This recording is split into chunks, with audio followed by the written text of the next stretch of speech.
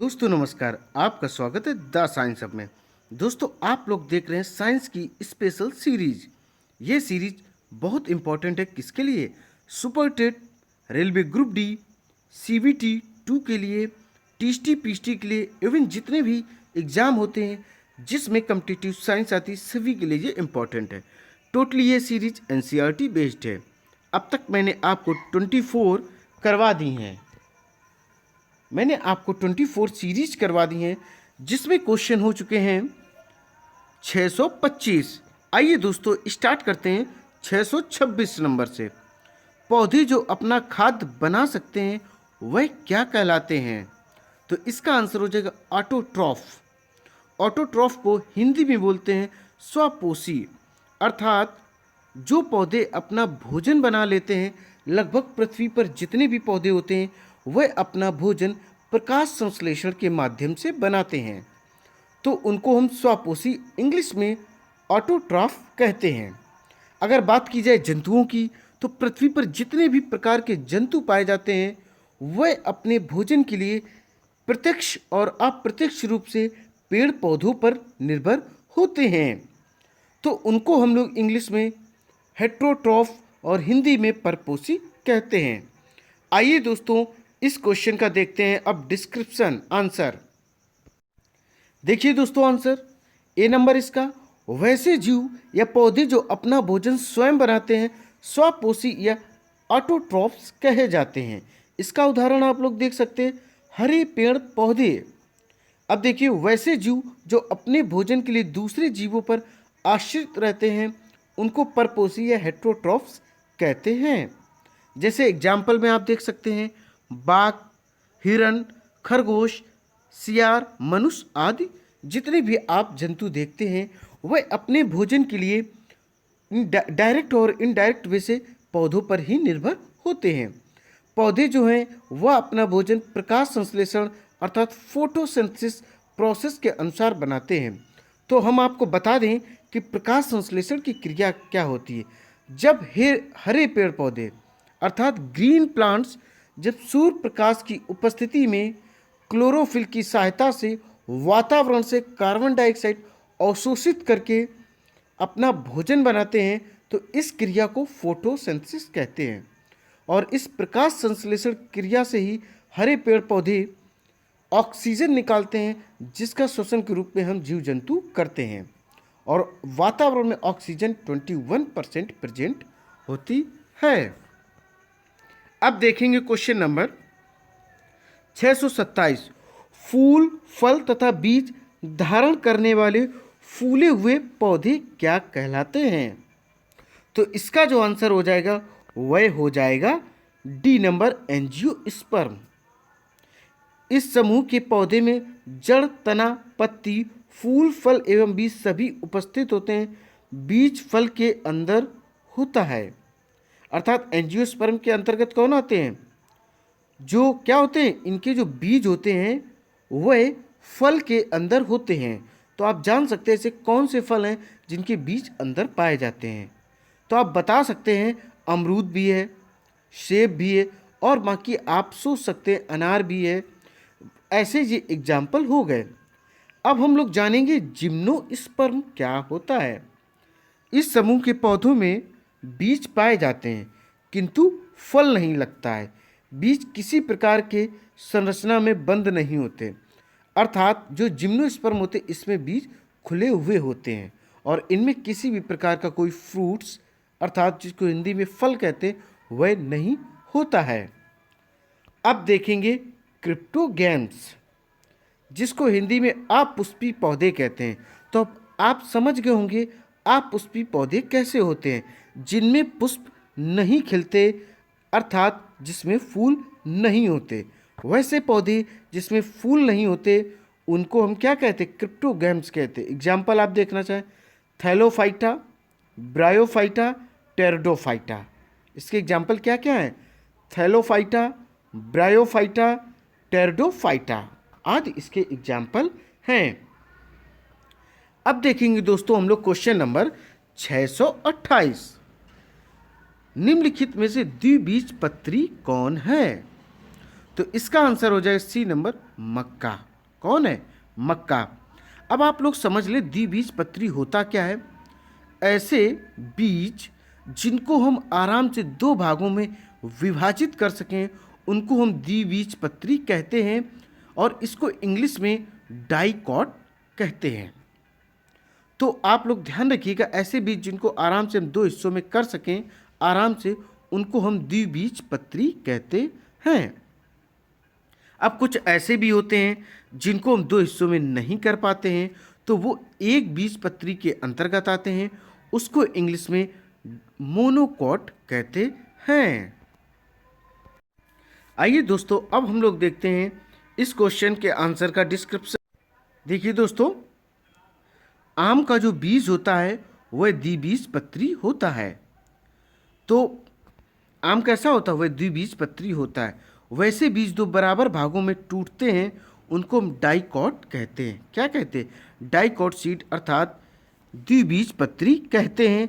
जिसे उदाहरण आप देख सकते हैं, आम, जामुन, दलहनी अर्थात दाल। तो दोस्तों, इस क्वेश्चन का आंसर क्या था? बी नंबर, आम। अर्थात आप खुद सोच सकते हैं ऐसे कौन कौन से बीज हैं जिनको आराम से दो भागों में विभाजित कर सकते हैं।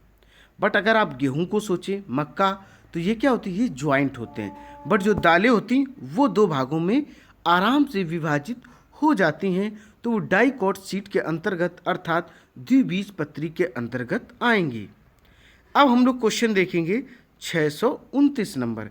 एकल कोशा प्राणियों को वर्गीकृत किया जाता है, तो किसमें वर्गीकृत किया जाता है? तो इसका आंसर हो जाएगा प्रोटोजोआन के रूप में। प्रोटोजोआन को ही प्रोटोजोआ कहते हैं। यह एक संघ है। एकल कोशा प्राणियों को वर्गीकृत किया जाता है प्रोटोजोआ के रूप में।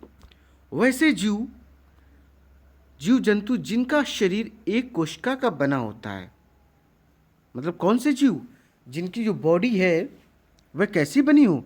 सिर्फ और सिर्फ सिंगल सेल अर्थात एक कोशिका की बनी हो, उनको हम प्रोटोजोआ के अंतर्गत रखते हैं। बट जो और जंतु होते हैं, जैसे मनुष्य ले लें, डॉग ले लें, कैट ले लें, बफेलो ले लें, एलिफेंट ले लें, कोई भी आप जानवर ले सकते हैं, चाहे वह बकरी हो, चाहे गाय हो, चाहे वह भेड़ हो। ये जो इन जंतुओं का जो शरीर बना है वह बहुत सारी कोशिकाओं से बना है। अर्थात हम कह सकते हैं इन जंतुओं के शरीर का निर्माण बहु कोशिकाओं के माध्यम से हुआ है। अर्थात इंग्लिश में इसको कहेंगे मल्टी सेलुलर। तो अब बात करते एक कोशिका, अर्थात एक कोशिका का जिनका शरीर बना होता, उसमें एग्जाम्पल कौन कौन से आते हैं? बैक्टीरिया, ब्लू ग्रीन एल्गी आदि आते हैं। आइए दोस्तों, अब देखेंगे क्वेश्चन नंबर 630। केले के पौधे की जड़ है, केले की जो पौधे की जड़ है वह क्या होती है? तो इसका आंसर हो जाए सी नंबर, श्वसन मूल, अर्थात इंग्लिश में कहेंगे रेस्पिरेटरी रूट। क्या कहेंगे? रेस्पिरेटरी रूट इसको कहते हैं। अब आप लोग समझ लें आरोही मूल। आरोही मूल क्या होता है? क्लाइंबिंग रूट जिसको इंग्लिश में कहते हैं। इस प्रकार की जड़ तना से निकलती है तथा पौधे को आधार पर चढ़ने में मदद करती है। आरोही क्या होता? छोटे से बड़े की ओर बढ़ना अकॉर्डिंग टू मैथमेटिक्स। तो आप इससे समझ सकते हैं कि ऐसा कोई पौधा जो क्या करता है कि छोटे से ऊपर की ओर चढ़ता हुआ चला जाता है। तो आरोही मूल क्या होती? ये उस पौधे को चढ़ने में उनकी मदद करती हैं। और इसका एकदम सटीक एग्जाम्पल है मनी प्लांट, जिसको हम क्या कहते हैं? पान का पौधा भी कहते हैं। क्या कहते हैं? पान का पौधा बेटल इंग्लिश में, और इसे मनी प्लांट भी कहा जाता है। अब हम लोग देखेंगे अपस्थानिक जड़, जिसको कि एडवेंटेशियस रूट भी कहते हैं। वैसे जड़ जो मूलांकुर अर्थात रेडिकल को छोड़कर पौधे के किसी अन्य भाग से निकलता अपस्थानिक जड़ कहते हैं। अब आपने देखा होगा ऐसी बहुत सारी जड़ें होती हैं जो उसके अदर हिस्सों से निकल आती, अदर भागों से निकल आती हैं, अन्य भागों से उग आती हैं, तो वो क्या कहलाती हैं? वह अपस्थानिक जड़ कहलाती हैं। आप इसका एग्जाम्पल देख सकते हैं शकरकंद, गन्ना, बरगद। आपने इनमें एक्स्ट्रा जड़ें जरूर देखी होंगी। सभी लोगों ने शकरकंद खाई होगी, उसमें देखी होंगी कि अलग से कुछ रोए टाइप की जड़ें हल्की हल्की सी निकल आती। गन्ने में भी आपने देखी होंगी, बरगद में तो आप सभी लोगों ने देखी होंगी। ये क्या होती हैं? ये अपस्थानिक जड़ होती हैं, जिसको इंग्लिश में एडवेंटेशियस रूट भी कहते हैं। आइए दोस्तों, अब देखते हैं क्वेश्चन नंबर 631। अशुद्धि से पूर्ण रूप से मुक्त परम शुद्ध जल को कहा जाता है। तो इसका आंसर हो जाएगा ए नंबर, अशुद्ध जल।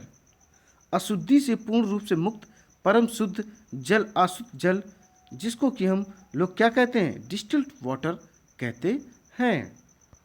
आइए अब देखेंगे क्वेश्चन नंबर 632। जल जनित रोग क्या है? तो इसका आंसर हो जाएगा क्या है? वह हेपेटाइटिस होता है। क्या होता है? हेपेटाइटिस होता है। अब देखेंगे क्वेश्चन नंबर 633। निम्नलिखित में से कौन सा पदार्थ जल में नहीं घुलता है? तो इसका आंसर हो जाएगा डी नंबर, तेल। तेल क्या होता है? ये जल में अघुलनशील होता है। ये तेल जो होता है पानी की सतह पर तैरने लगता है। देखिए, फैट, घी, डालडा भी जल में क्या होता है? अघुलनशील होता है। अब देखेंगे क्वेश्चन नंबर हम लोग 634। निम्नलिखित में से कौन सी संरचना प्रोकैरियोटिक कोशिका में नहीं पाई जाती है? दोस्तों, अब देखेंगे हम लोग क्वेश्चन नंबर 634। निम्नलिखित में से कौन सी संरचना प्रोकैरियोटिक कोशिका में नहीं पाई जाती है? तो इसका आंसर हो जाएगा सी नंबर, केंद्रक झिल्ली। केंद्रक झिल्ली, जिसको इंग्लिश में न्यूक्लियर मेम्ब्रेन कहते हैं, प्रोकैरियोटिक कोशिका में नहीं पाई जाती है। अब देखेंगे हम लोग क्वेश्चन नंबर 635। एफ्लाटॉक्सिन नामक विष उत्पन्न किया जाता है। तो इसका आंसर हो जाएगा सी नंबर, फंगस द्वारा। जो एफ्लाटॉक्सिन नामक क्या होता विष, वह फंगस द्वारा उत्पन्न किया जाता है। अब देखेंगे हम लोग क्वेश्चन नंबर 636। मानव शरीर के किस अंग में रुधिर ऑक्सीजन युक्त होता है? तो ये इसका जो आंसर हो जाए बी नंबर, फेफड़ा, जिसको इंग्लिश में लंग्स कहते हैं। इसमें ब्लड जो होता है वह ऑक्सीजन युक्त होता है, अर्थात जो इसमें रक्त पाया जाता है उसमें ऑक्सीजन पहले से ही उपस्थित होती है, अर्थात उसमें ऑक्सीजन प्रेजेंट होती है। अब देखेंगे क्वेश्चन नंबर 637। मियोसिस के लिए कौन सा कथन सही है? तो इसका आंसर हो जाएगा बी नंबर, मियोसिस फर्स्ट अर्धसूत्री विभाजन है। मियोसिस क्या है? ये एक अर्धसूत्री विभाजन है। मियोसिस सेकेंड समसूत्री विभाजन है। तो इसका जो आंसर क्या हो जाएगा? बी नंबर हो जाएगा। अब देखेंगे हम लोग क्वेश्चन नंबर 638। माइटोकॉन्ड्रिया का मुख्य कार्य है कोशिका में क्या करना? सिक्रीशन, एक्सक्रीशन, ऑस्मोरेगुलेशन या रेस्पिरेशन। दोस्तों, तो इसका जो आंसर हो जाएगा डी नंबर, रेस्पिरेशन। जो माइटोकॉन्ड्रिया है उसे हम क्या कहते हैं? कोशिका की, इसको हम पावर हाउस भी कहते हैं। सेल का यह पावर हाउस होता है। कोशिका जो है वह शरीर की सबसे छोटी इकाई होती है। इसी से मिलकर ऊतक बनते और ऊतक से ही अपने शरीर का निर्माण होता है। तो माइटोकॉन्ड्रिया क्या है? माइटोकॉन्ड्रिया का जो मुख्य कार्य, मेन जो काम होता है वह होता है श्वसन, अर्थात जिसको रेस्पिरेशन कहते हैं। इसका आंसर मैंने आपको डी बताया है। सेल में माइटोकॉन्ड्रिया का मुख्य कार्य रेस्पिरेशन अर्थात श्वसन है। अब हम लोग क्वेश्चन देखेंगे 639 नंबर।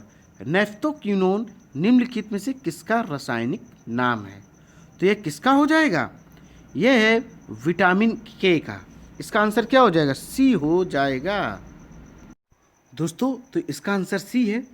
जैसा विटामिन के का जो रासायनिक नाम होता है, केमिकल नेम होता है, वह होता है नेफ्थोक्विनोन। विटामिन की का उपयोग अपने शरीर में क्या होता है? जब अपने शरीर में किसी भी प्रकार की चोट लग जाती है तो जो रक्त बहने लगता है, उस रक्त को रोकने के लिए, रक्त का थक्का जमाने के लिए, ब्लड क्लॉटिंग करने के लिए विटामिन के का प्रयोग होता है। अगर रक्त लगातार बह रहा है और रक्त का थक्का नहीं जम रहा है तो आप समझ सकते हैं उस व्यक्ति के अंदर विटामिन के की कमी है। अब देखेंगे क्वेश्चन नंबर 640। जैविक रंजक, जिसको इंग्लिश में बायोलॉजिकल पिगमेंट कहते हैं, जिससे मनुष्य में त्वचा का रंग निर्धारित होता है, उसे क्या कहा जाता है? तो दोस्तों इसका जो आंसर है वह होता है बी नंबर, मेलानिन।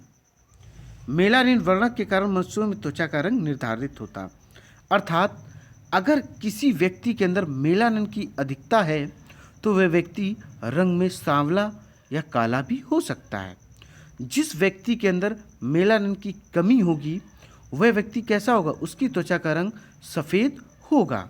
तो आप कह सकते हैं जो दक्षिण अफ्रीका देश है वहाँ मेलानिन की जो मात्रा है वह पुरुषों या महिलाओं में, वहाँ के जितने भी निवासी हैं मनुष्य जाति में अधिक पाया जाता है।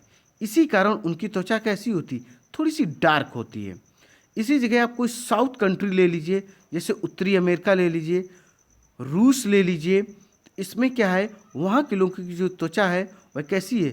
थोड़ी सी वाइट है, लाइट है, तो मेलानिन की मात्रा उनमें कम होती है। और अपने भारत देश की बात करें तो इसमें सभी वैरायटी के लोग पाए जाते हैं, कुछ बहुत गोरे भी होते हैं, कुछ बहुत डार्क भी होते हैं। तो जो बहुत फेयर हैं उनमें मेलानिन की मात्रा क्या होती है? वह कम होती है। जो डार्क होते हैं उनमें मेलानिन की मात्रा अधिक होती है।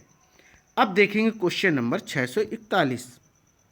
वाटसन एवं क्रिक ने जिस डीएनए अणु की संरचना का प्रतिरूप प्रस्तुत किया उसे अब क्या कहते हैं?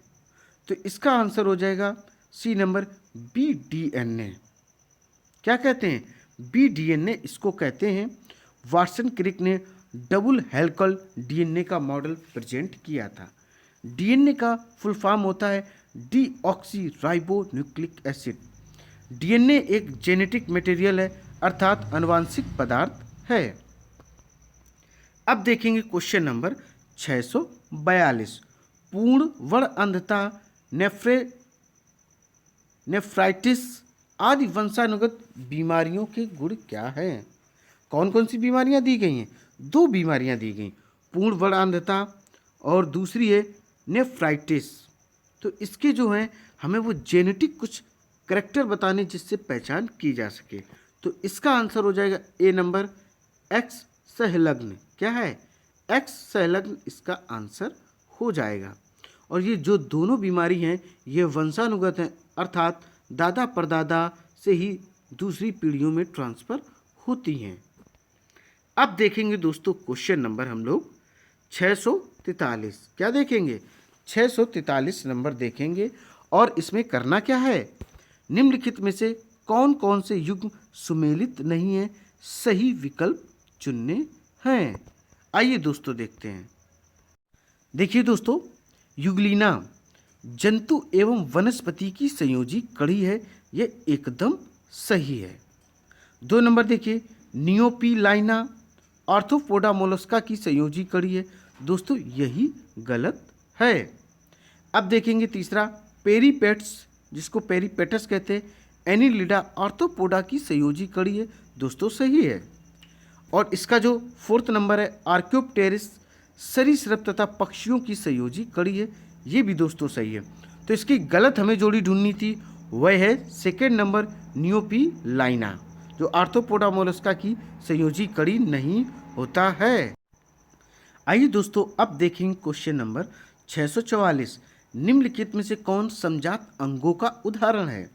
तो इसका आंसर हो जाएगा सी नंबर, ड्रैको तथा चमगादड़ पैटिजियम। क्या है? ड्रैको तथा चमगादड़ के जो पैटिजियम समजात अंगों के उदाहरण होते हैं। समजात मतलब क्या होता है? जो सेम अंग हों। देखिए दोस्तों, इसमें जो क्वेश्चन है 645 नंबर, निम्नलिखित में से कौन सा युग्म सुमेलित है, अर्थात जो सही है वो हमको बताना है। तो इसका आंसर क्या हो जाएगा? AIDS virus SSRNA। तो दोस्तों यही इसका करेक्ट आंसर है। जो SS है उसे बोलेंगे सिंगल स्टैंडर्ड RNA। क्या कहेंगे? सिंगल स्टैंडर्ड, इसको RNA कहते हैं। बाकी जो आपका रियो वायरस दिया गया इसको रिट्रोवायरस भी कहते हैं, ये गलत है। पोलियो वायरस क्या है, ये भी गलत है। चिकन पॉक्स वायरस, ये भी गलत है। आपका जो आंसर है वह ए नंबर करेक्ट है। अब देखेंगे क्वेश्चन नंबर 646। पादपों में कैल्शियम के कार्य क्या हैं? तो दोस्तों पादपों में जो कैल्शियम के कार्य क्या होते हैं, वह होते हैं कोशिका भित्ति की संरचना करना और अमीनो अम्ल तथा कार्बोहाइड्रेट के स्थानांतरण में सहायता करना। तो इसका आंसर हो जाएगा ए नंबर 1 और 2। दोस्तों अब देखेंगे क्वेश्चन नंबर 647। मनुष्य का अंगूठा बाकी अंगुलियों की अपेक्षा अधिक स्वतंत्रता से गति करता क्योंकि इसमें उपस्थित होती है क्या? इसमें उपस्थित होती सैडल संधि, इसका आंसर हो जाएगा दोस्तों डी नंबर सैडल ज्वाइंट। आपने महसूस किया होगा जो आपका अंगूठा है उसे आप चारों डायरेक्शन में घुमा सकते हो, अर्थात 360 जो एंगल होता है उसमें आप इसको आराम से मूव करा रहे होंगे, चेक कर रहे होंगे। तो ये क्यों ऐसा घूमता है, इसकी वजह है सैडल संधि। इंग्लिश में इसको सैडल ज्वाइंट भी कहते हैं। बाकी उंगलियां क्या हैं, उनको हम अंगूठे की तरीके नहीं घुमा पाते हैं। अब देखेंगे दोस्तों क्वेश्चन नंबर 648। मूल गोप, जिसको इंग्लिश में रूट कैप कहते, नहीं पाया जाता है। किस में नहीं पाया जाता है? इसका आंसर हो जाएगा जलीय पौधे, जिनको हम जलोद्भिद भी कहते हैं। वाटर प्लांट्स भी इसको इंग्लिश में कहा जाता है और साइंटिफिक लैंग्वेज में इसको हाइड्रोफाइट्स भी कहते हैं। मूल गोप अर्थात रूट कैप जलीय पौधों में नहीं पाया जाता है। हाइड्रोफाइट्स जलोद्भिद वैसे पौधे जो आंशिक या पूर्ण रूप से जल में डूबे रहते हैं, हाइड्रोफाइट्स कहलाते हैं। मैं आपको दोस्तों एक रोचक बात यहाँ पर बता दूँ कि जो हाइड्रोफाइट्स प्लांट होते हैं, जलीय पौधे होते हैं, उनको अंकुरित होने के लिए, उगने के लिए मृदा की ज़रूरत नहीं होती है। वह जल में ही उगाते हैं और फल फूल अपने अंदर बाहर उत्पन्न करते हैं। एग्जाम्पल आप देखना चाहो, कमल, सिंघाड़ा, दोनों चीज़ें आपने देखी होंगी। और जीरोफाइट्स क्या होते हैं? वैसे पौधे जो शुष्क भूमि एवं जलवायु में उगते हैं, मरोद्भिद कहलाते हैं। सीधा आप समझ लो, ऐसे पौधे जो रेत में उगते हों उनको हम जीरोफाइट्स और हिंदी में मरुद्भिद कहते हैं। आप जैसलमेर के एरिया में देख लो, राजस्थान के एरिया में देख लो, जहाँ पर रेत है, कुछ बहुत आपको पौधे मिल जाएंगे। और वो किस टाइप के होंगे? उनमें जो वाष्पीकरण की क्रिया है वह ना के बराबर होती है। जो उनकी पत्तियाँ होती हैं वह कांटों के रूप में रूपांतरित हो जाती हैं। एग्जाम्पल आप देख लें, नागफनी, मदगर, जिसको इंग्लिश में ओक भी कहते हैं। अब हम आपको बता दें मीसोफाइट्स क्या होते हैं, जिनको हम समोद्भिद कहते हैं। वैसे पौधे जो सामान्य मिट्टी तथा साधारण ताप एवं नमी में उगते हैं, उन्हें मीजोफाइट्स या मीसोफाइट्स कहते हैं। एग्जाम्पल आप ले सकते हैं, धान, गेहूँ, मक्का या जितनी प्रकार की फसलें होती हैं, जितने फ्रूट्स वेजिटेबल्स होती हैं जो नॉर्मल स्थिति में हम उगाते हैं, उनको मीजोफाइट्स या समोद्भिद भी कहते हैं। अब देखेंगे हम लोग हेलोफाइट्स, लवणोभिद। लवणोभिद से ही क्लियर होता ऐसे पौधे जो लवण में होते हों। वैसे पौधे जो लवणी स्थान, समुद्र, समुद्र के किनारे या दलदली भूमि में उगते हैं, उनको हम क्या कहते हैं? लवणी प्लांट्स कहते हैं। इंग्लिश में हेलोफाइट्स कहते हैं। एग्जाम्पल आप देख सकते हैं, राइजोफोरा, पोई, सोनेरेशिया। क्या क्या है? राइजोफोरा, पोई, सोनेरेशिया आदि होते हैं। अब देखते हैं क्वेश्चन दोस्तों 649 नंबर। खाद्य पदार्थों में अधिक मात्रा में नमक और चीनी डालकर उन्हें लंबे समय तक परिरक्षित किया जा सकता है। ऐसा इसलिए क्योंकि अधिक नमक और चीनी क्या होते हैं? ये सूक्ष्मजीवी कोशिकाओं का द्रव संकुचन करते हैं। तो इसका आंसर हो जाएगा ए नंबर, सूक्ष्मजीवी कोशिकाओं का द्रव संकुचन के कारण खाद्य पदार्थों में अधिक मात्रा में नमक और चीनी डालकर उन्हें लंबे समय तक परिरक्षित अर्थात सुरक्षित रखा जा सकता है। अब देखेंगे क्वेश्चन नंबर हम लोग 650। कौन सा देखेंगे? 650 नंबर देखेंगे। हार्मोन एड्रेनलिन क्या है? तो इसका आंसर क्या हो जाएगा दोस्तों? बी नंबर हो जाएगा। जब कोई बहुत गुस्से में होता तो ये चिंतित होता तो ये तनाव के स्तर के सामंजस्य में शरीर की सहायता करता है।